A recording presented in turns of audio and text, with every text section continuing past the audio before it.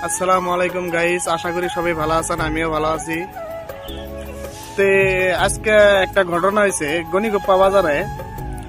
আসামে একটা ছেড়া বহুত মার দিছে এই নৌকার মানুষ ধরে। তে আপনারা এত দূর থেকে এই বাহিরে যে কাম করবেন গাইছুন, এসে যারা এই বাজারে কাজে গেলে কিছু নাই করুন। হয়তো আপনারা ভিডিওটা দেখার পরে আপনাদেরও খারাপ লাগবে, সেই মার দেওয়া দিছে।